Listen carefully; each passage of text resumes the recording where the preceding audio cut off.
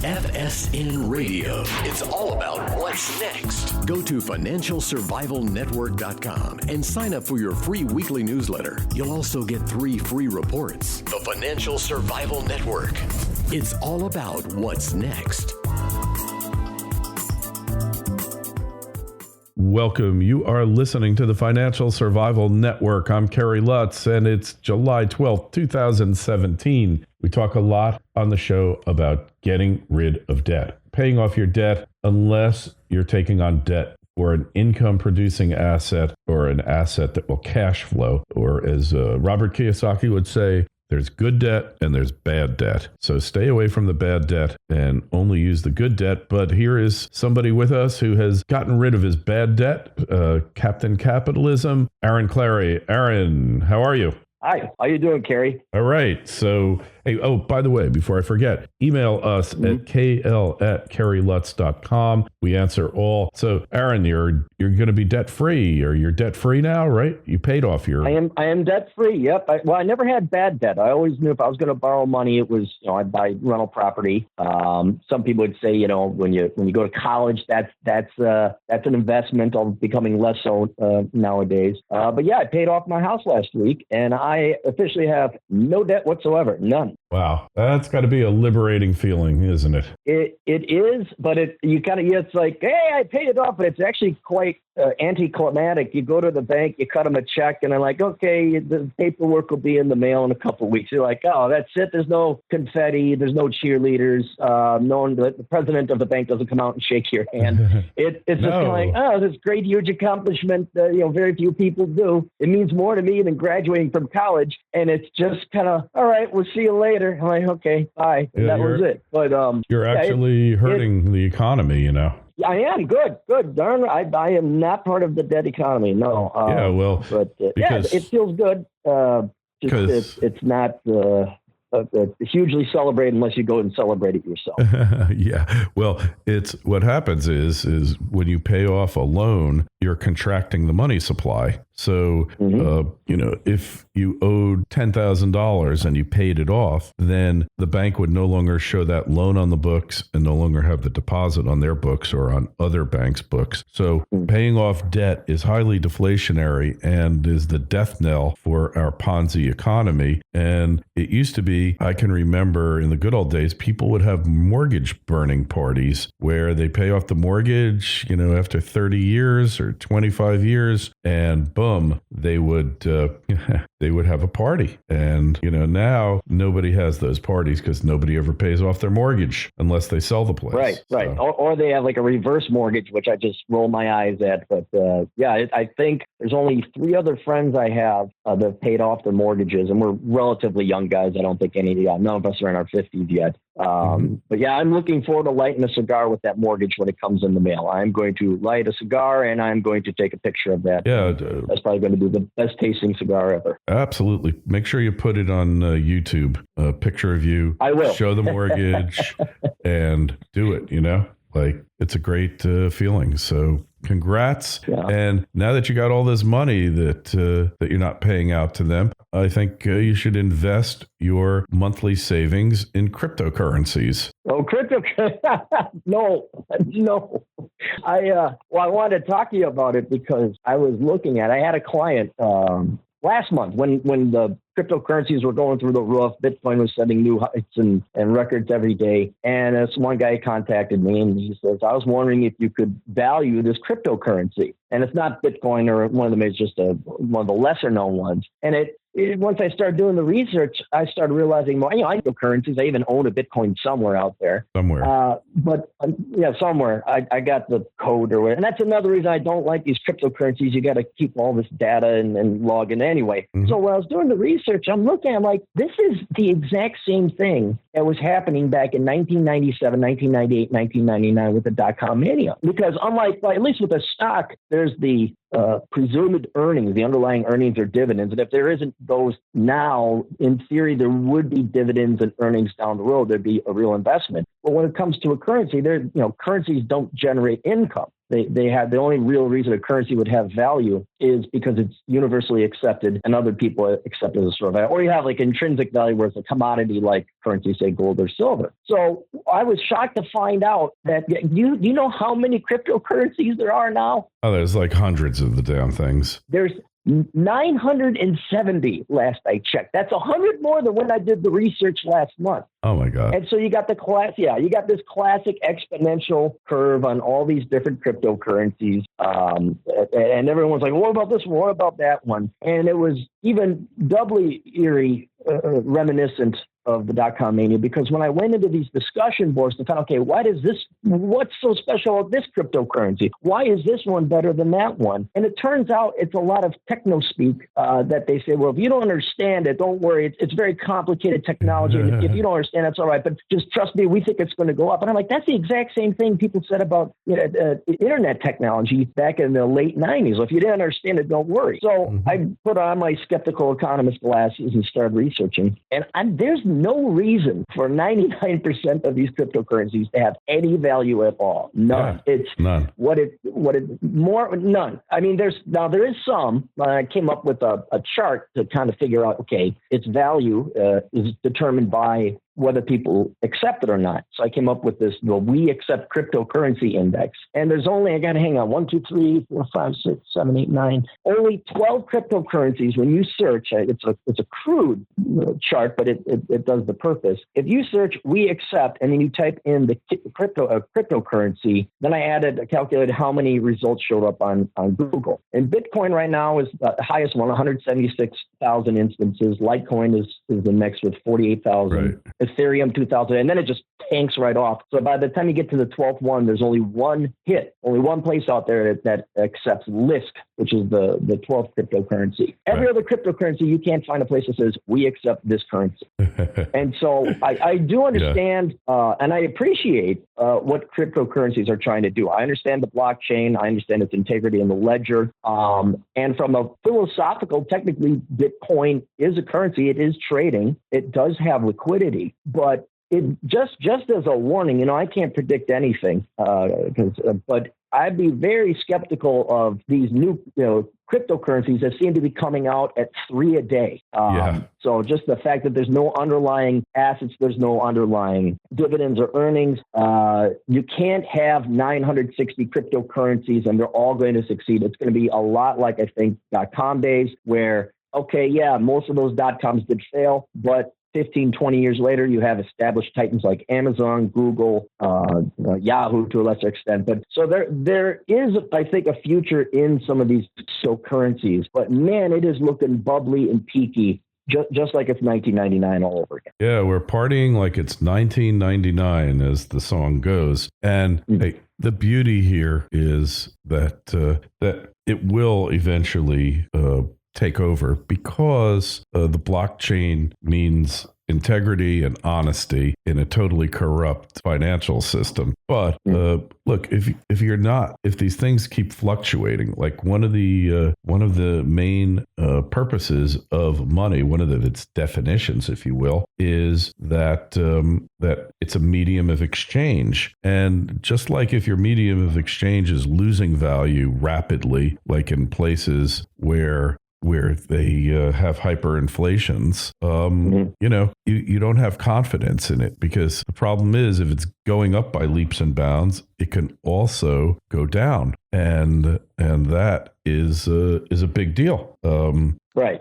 You have to have stability. I can see in like hyperinflated environments or where there's political risk, say Venezuela, Zimbabwe, absolutely cryptocurrencies, get it out of the country, try and store your value. But even in the past month, Bitcoin's lost a third of its value. It's down $1,000 now from it used to be above 3,000. Now it's at, about 2,100. Right. But yes, I would not be saving your kid's college fund with Bitcoin, but it's definitely a gamble. It's definitely a gamble. But man, just if you want something interesting, just go online and search how many different cryptocurrencies there are. And I had no idea. Not all of them can survive. I had no idea there were that many. I really didn't. Mm-hmm. That's astounding. But I can't say I'm surprised by it. Look, I mean, this This is the world we're living in now, right? Right, but it's also it's more a testament, I think, to people's desire to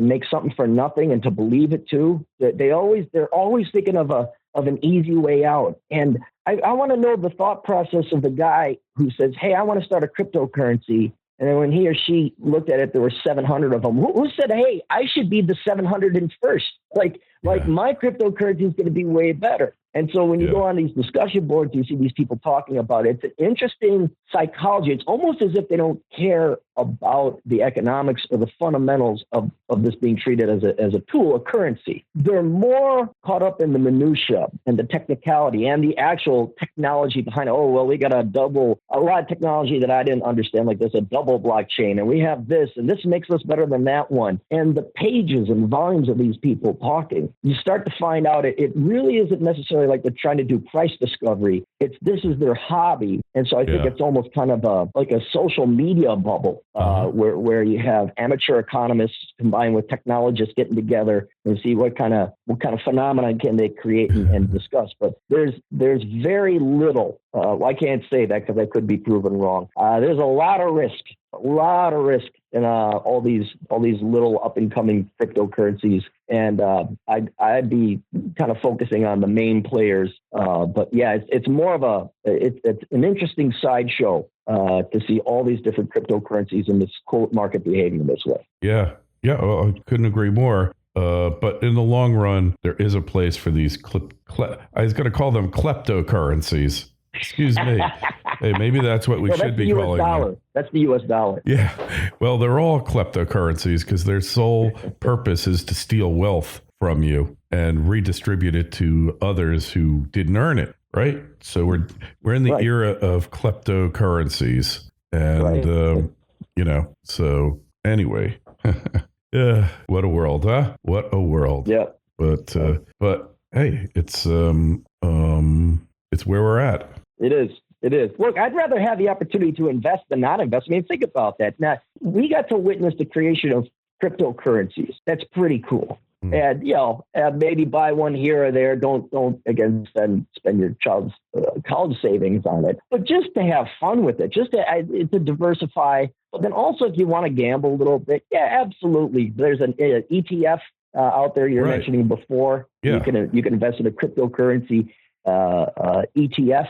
Yeah, if you don't want to actually have the pain of setting up a wallet and all this other stuff, you just want to invest in that ETF, you can have a little bit of fun. But man, I just be real careful. I know a lot of your listeners, they're into alternative currencies and precious metals, but just be really careful with these cryptocurrencies for now. Yeah, well, I don't know if I mentioned, but I am starting a cryptocurrency. It should be out next week. It's going to be called Tulip Coin, and it's going to be backed. Coin. Yeah, it's going to be backed by Dutch tulips because it worked out so well for them in the 1600s. I think they're entitled to have another mania in their honor. So tulip coins. How could you? Yeah. How could it possibly fail? There's no problems with this whatsoever. I don't see any downside to it. I really don't. But the concept of the tulip coin, it's going to be backed by tulip bulbs. Unlike everything else, which is backed by nothing. We're going to back these. Every coin is going to be backed by a tulip bulb. And I think this is the key to maintaining value and stability in the times ahead. Yeah. Right? Well, just don't let anyone audit whether there's gold in the Federal Reserve vaults. Okay, don't let anyone audit your tulip bulb vault. Well, we're going to have a promise. You got for every piece of currency you issue against, there is a tulip bulb, and people just have to trust you. But don't have your vaults be audited. Well, we're going to have tulip depositories, just like they do for GLD, the exchange. The gold backed fund. Supposedly that's out there, open-ended mutual fund. We're going to have tulip depositories, and we're hoping that the Federal Reserve will store the U.S.'s tulip reserves in their vaults on Liberty Place. There's no gold there. They got plenty of room now. Yeah, right. The German gold's gone, so we should be able to make some room for tulip bulbs. And nothing but dust in there now. Right. So it should be pretty easy to set this whole thing up, and I think it's going to be wildly successful. And because look, if the cryptocurrency itself fails, you'll be able to redeem your coin for a tulip bulb. And that's got to be worth something, right? That's got to be worth a guilder or two. Yes, maybe half a guilder. I would think. I mean, it just makes sense. Makes a lot of sense. And yeah, so keep your eyes open for it. It's going to be the next greatest thing in Klepto-Currencies. We promise. Where do these people are nuts, man? Don't tell me this time is different, because this time is never different, Aaron. You know that. It never is. And there's times like the housing market's a little bit different this time in that fact that there's the supply of housing is not as warped as it was the last time. But housing prices are bubbly. There are some slight variations. Every bubble, this is technically a little different, but it's overpriced. But these digital currencies, as of now, I'd say are horrendously overvalued. And it is not different this time. There is no underlying value to most of these cryptocurrencies. And it's the same mentality where it's the lack of reason, logic, empiricism, above all else, just being intellectually honest, saying, yes, this currency has no value. It's the 948th cryptocurrency we created. And I'm going to lie to myself and spend my time. Think about it. To set up a cryptocurrency takes time and resources. But people will spend their time either investing in stuff because they want to believe in the next South Seas bubble or the tulip bulb, or they're going to invest their actual time and create it for reasons that I don't really understand. But like I said, it's an interesting sideshow into the human psychology. Yeah, well, we need to be part of something bigger than ourselves, Aaron. We want to be feeling like, hey, we're hooked onto the latest trend and things are really happening and we're part of it. And this makes us somehow better than we would normally feel like you might feel otherwise, like you're just an insignificant one of 6.5 billion people on the planet. And what difference do you make? But when you're up there in the mania, you are part of something much bigger than you. Maybe it's like religion in some ways. I don't know. I can't say. Yeah.